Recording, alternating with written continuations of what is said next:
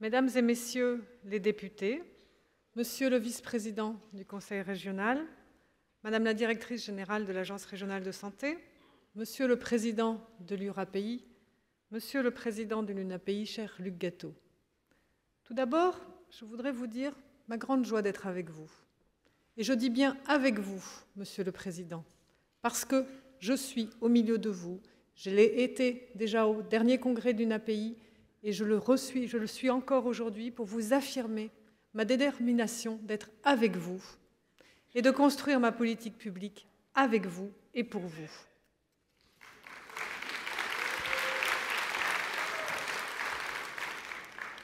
Parce que si je suis ici, c'est pour aussi saluer les familles, les personnes handicapées elles-mêmes, les professionnels qui les accompagnent, et c'est bien tout le sens de ma démarche. Donc oui, je suis très heureuse d'être ici avec vous tous. Il y a un an, nous étions dans les toutes premières semaines de la formation du gouvernement. J'étais venue à la tribune de votre 57e congrès pour vous exprimer l'ambition du gouvernement et la mienne pour replacer le handicap au cœur de la société. Ma détermination pour construire une société inclusive et pleinement égalitaire pour l'ensemble de ses citoyens, y compris les personnes handicapées, n'a pas faibli en ces 12 mois, très dense, sur lequel je voudrais me retourner un petit peu avec vous. Les actions menées tout au long de l'année écoulée ne doivent pas représenter des sources d'autosatisfaction. Non, il reste tant à faire. Elles ont vocation cependant à constituer des moteurs afin de nous pousser à continuer dans la voie que nous avons choisie et que j'avais esquissée devant vous lors de votre dernier congrès. Tout d'abord, je voudrais revenir rapidement sur la stratégie autisme au sein des troubles neurodéveloppementaux. Parmi les chantiers prioritaires de ma feuille de route, il y avait bien sûr le lancement de la concertation préparatoire au 4e plan autiste.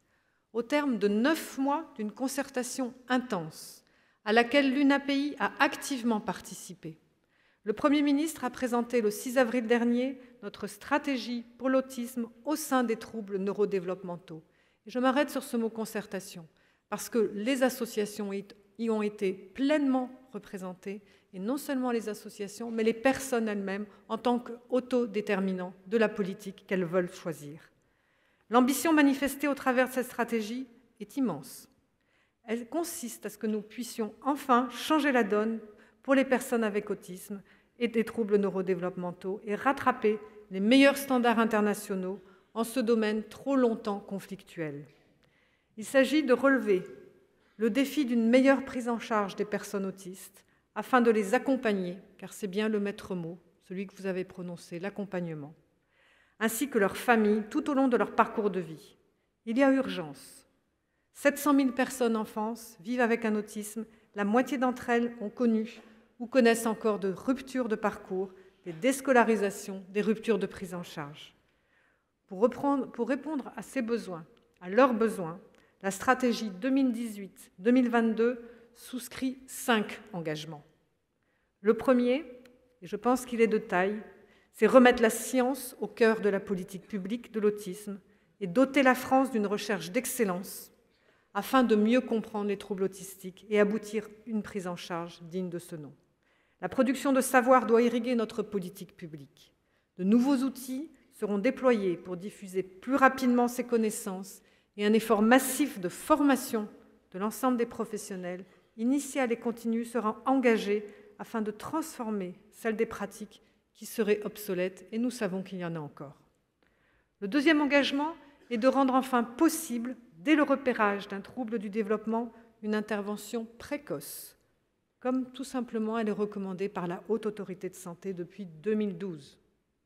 Cette intervention, en soutien du développement du jeune enfant, constitue la clé, enfin, pour que la personne autiste puisse avoir accès à un parcours de vie plus autonome, de l'école à l'emploi, accélérer le diagnostic dès le plus jeune âge, mais surtout agir sans l'attendre, permet de limiter les surhandicaps en apportant une réponse pertinente aux besoins de l'enfant autisme et beaucoup plus largement à tous ceux qui présentent des troubles neurodéveloppementaux.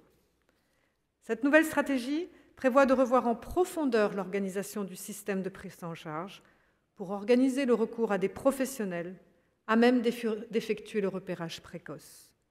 Par ailleurs, la mise en place d'un parcours de soins fluide, remboursé par l'assurance maladie, garantira l'orientation des familles vers les professionnels compétents et la réduction de leur reste à charge. Nous comptons sur votre mobilisation, notamment à travers les CAMS, qui joueront un rôle central. Le troisième engagement vise à nous permettre de rattraper notre retard en matière de scolarisation. Apprendre est la seule voie pour permettre à chacun de construire son avenir en pleine autonomie. Dans cette perspective, le chantier de l'école inclusive, tel que décliné dans la stratégie pour l'autisme, vise à garantir la scolarisation du plus grand nombre en milieu ordinaire, avec l'appui d'accompagnement personnalisé et adapté, en tant que de besoin et dans le respect de la différence. La nouvelle obligation de scolarisation dès 3 ans bénéficiera ainsi à tous les enfants, y compris les enfants handicapés. Son application sera facilitée d'une part par les interventions précoces et d'autre part par les modalités d'accompagnement variées, et nous aurons bien sûr besoin du médico-social pour appuyer ces accompagnements. Le quatrième engagement vise à soutenir la pleine citoyenneté des adultes. Les difficultés et les retards de diagnostic ont conduit à des situations, et vous l'avez très bien décrit avec Jeanne, où les personnes sont encore trop souvent mal prises en charge, voire ne le sont pas du tout. Une campagne de repérage massif dans les établissements de santé, avec le développement de structures mobiles, doit permettre de renforcer la pertinence des accompagnements. En complément du développement des réponses restant à financer sur les crédits du troisième plan, la nouvelle stratégie veut développer encore la palette des nouveaux outils destinés à soutenir l'autonomie des personnes, tels que l'emploi ou le logement accompagné. Il s'agit de miser sur les capacités et les talents de chaque personne et sur la capacité de la société à composer avec de telles différences. Enfin, le cinquième engagement, et vous l'avez aussi très bien souligné, consiste à soutenir les familles et reconnaître leur expertise. Permettre aux familles de vivre comme tout un chacun, de rompre avec ce sentiment si prégnant d'isolement, constitue les principaux piliers de soutien aux familles, notamment en facilitant l'accès aux ressources et informations disponibles. La famille est également un partenaire privilégié de la construction et de la mise en place des dispositifs. Associer pleinement ces familles dans la mise en place de solutions adaptées passe par la reconnaissance de leur expertise et de leur vécu au quotidien. Vous le voyez, c'est une stratégie ambitieuse que nous avons décidé de mettre en place pour l'autisme et les troubles neurodéveloppementaux, dotée de moyens, 344 millions d'euros, significativement supérieurs à ceux du plan précédent. La demande du président de la République est claire, obtenir les résultats concrets qu'attendent les personnes et leurs familles. J'ai pleinement confiance dans la capacité de Claire Compagnon, désormais déléguée interministérielle à la stratégie autisme, qui est à mes côtés pour piloter de manière extrêmement rigoureuse la centaine de mesures très précises qui déclinent ces engagements. Elle le fera avec l'appui d'un conseil supérieur sur l'autisme au sein des troubles neurodéveloppementaux, représentant l'expertise des personnes et des professionnels, avec une équipe dédiée, et je sais que vous en ferez partie, Monsieur le Président. Cette stratégie qui veut changer la donne pour en finir avec le parcours du combattant des personnes et de leurs familles se veut ainsi le fer de lance de notre politique du handicap.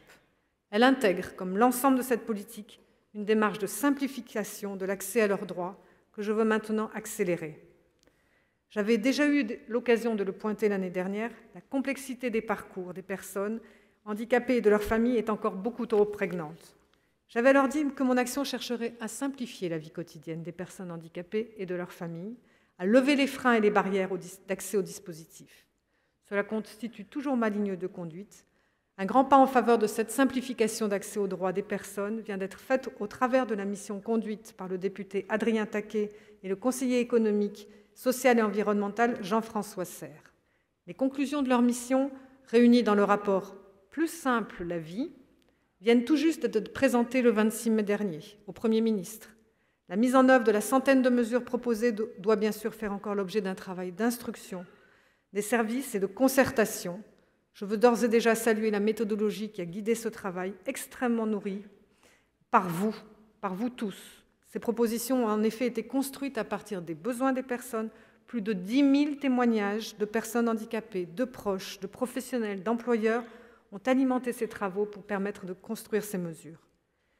Ce rapport souligne bien que notre action doit viser à recréer la confiance entre les personnes et nos institutions. et à rendre d'abord effectifs les droits qui existent afin de rompre avec les droits formels qui ne peuvent qu'entretenir la défiance vis-à-vis de l'État et des acteurs du handicap. C'est un chantier d'ampleur qui s'ouvre. Je souhaite en faire ma priorité. D'ici le début de l'été, nous pourrons faire des annonces très précises. Je souhaite également vous parler d'un domaine dans lequel nous avons beaucoup œuvré au cours des derniers mois, celui de l'emploi des travailleurs handicapés. Avec les ministres chargés du travail, de l'économie et des finances, ainsi que de la fonction publique, nous avons ouvert mi-février une grande concertation sur la rénovation des outils de la politique d'emploi des travailleurs handicapés. Il y a urgence, là encore. 30 ans après la loi de 1987, qui a posé cette obligation d'emploi de 6%, comment se satisfaire d'un taux de chômage de ces derniers du double et d'un taux à 3,5% dans l'entreprise privée? Dans l'échange avec l'ensemble des partenaires sociaux et des associations, dont l'UNAPI, là encore, nous voulons simplifier résolument l'ensemble des contraintes qui pèsent sur les entreprises pour libérer leur capacité à se mobiliser en faveur de l'emploi des personnes handicapées. Et je tiens à souligner l'effort, en effet, qui est fait au Conseil régional, puisque vous avez parlé de 12%, Monsieur le Président. Il est primordial que l'emploi des personnes handicapées ne soit plus perçu comme une contrainte pesant sur les entreprises, mais bien comme une opportunité de mobilisation et de dynamisation dans la relation et l'efficacité au travail. C'est tout l'enjeu aussi qui nous a animés dans l'organisation pour la première année à l'échelle nationale du Duo Day, cette grande journée de sensibilisation handicap, handicap et emploi. Elle a eu lieu le 26 avril dans plusieurs pays d'Europe et en France a permis à près de 8000 personnes de former des duos et de se nourrir de la richesse des différences. Et elle commence à porter ses fruits. Nous avons eu la formation qu'il y avait déjà 2 CDI qui avaient été signés suite à ces échanges. Donc nous voyons bien que quand cette rencontre existe, elle se transforme en succès. Mais vous avez raison, l'apprentissage est un levier, est une clé formidable. Seulement 1% d'apprentis handicapés aujourd'hui, alors que nous savons que 70% de l'apprentissage mène vers un contrat durable. Je remercie en effet le député d'avoir proposé de pouvoir abonder les comptes de formation. Il nous faut travailler spécifiquement pour donner une impulsion sur l'apprentissage des jeunes handicapés. Monsieur le Président, cher Luc, vous avez choisi comme thème de votre congrès cette année celui de l'école. Vous savez à quel point la scolarisation des jeunes handicapés me tient à cœur. C'est un chantier dans lequel je me suis pleinement investie. Je ne me suis pas investie toute seule. Il est porté par Jean-Michel Blanquer. Et je tiens à l'excuser si son agenda n'a pas pu honorer ici. Il est pleinement mobilisé pour travailler avec moi sur cette école inclusive. Nous avons été ensemble au Canada, nous avons été ensemble au Danemark pour voir ce que c'est que cette école inclusive, voir comment on peut faire en sorte que les professionnels du médico-social qui connaissent les adaptations, qui connaissent le mieux les besoins spécifiques, peuvent travailler en coopération totale avec les enseignants au service du parcours de l'élève, et c'est bien ce qui nous anime. Dès la rentrée scolaire 2017, nous avons cherché bien sûr à assurer la manière la plus fluide, et je sais que ce n'est pas satisfaisant encore. Nous en parlions encore avec un papa sur les ruptures d'accompagnement, non seulement au passage au collège, au lycée. Pour autant, nous sommes totalement déterminés à réussir ce chantier, car c'est la clé de voûte de la société inclusive, doit passer par la crèche et par l'école. Plusieurs volets, un renforcement de la formation des enseignants sur l'adaptation des savoirs aux élèves à besoins spécifiques. Il nous faut enfin mettre ces plans inclinés du savoir dont Charles Gardou parle régulièrement.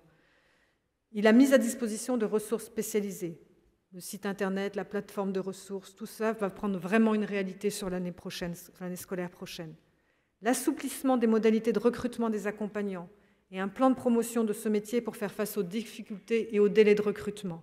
Il nous faut déverrouiller ces blocages, l'organisation d'un repérage et surtout, parce que c'est ce qui nous manque en France, l'essaimage des initiatives et des bonnes pratiques. L'école est un pilier fondamental de la construction d'un véritable parcours de vie, d'un changement de regard, d'un vivre ensemble. C'est pourquoi il a une importance toute particulière dans notre action qui vise à faire toute la place aux personnes handicapées, au cœur de la société. Mais pour réaliser un tel but, les pouvoirs publics, aussi déterminés soient-ils, ne peuvent agir seuls.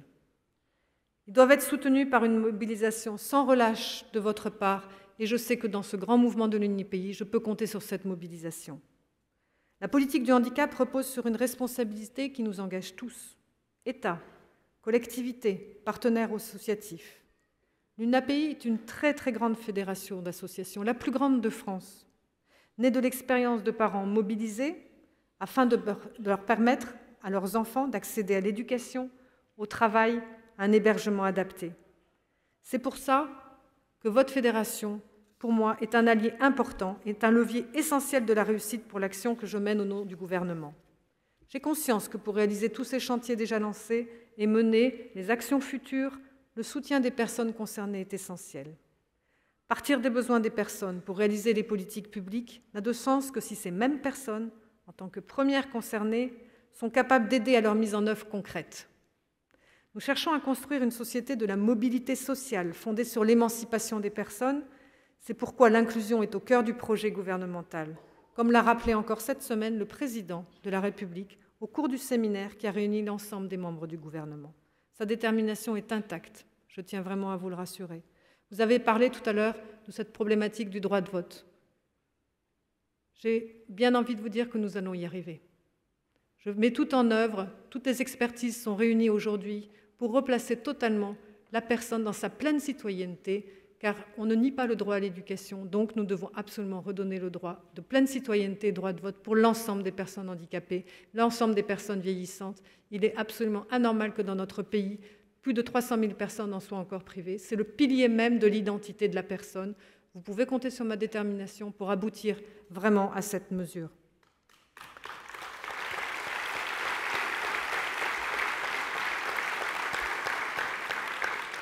Vous avez parlé tout à l'heure de vos doutes, de vos inquiétudes.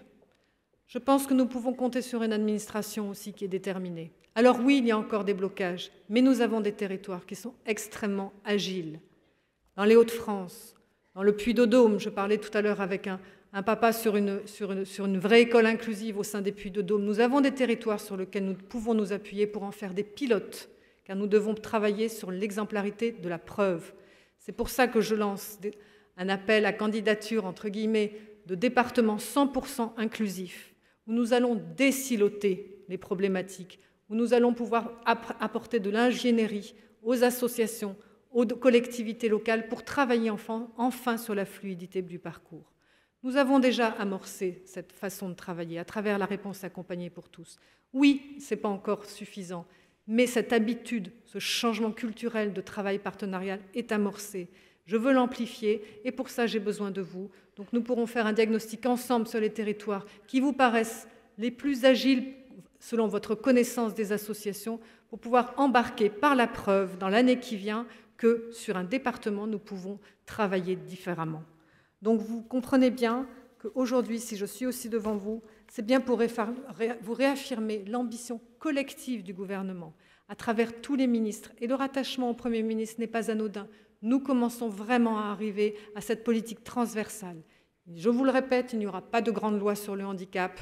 Mon ambition, c'est que chaque ministre s'empare dans sa politique de toutes les spécificités des besoins des personnes handicapées, notamment celle de l'accompagnement. Comptez sur ma détermination, mais moi j'ai besoin de compter sur vous. Je vous remercie.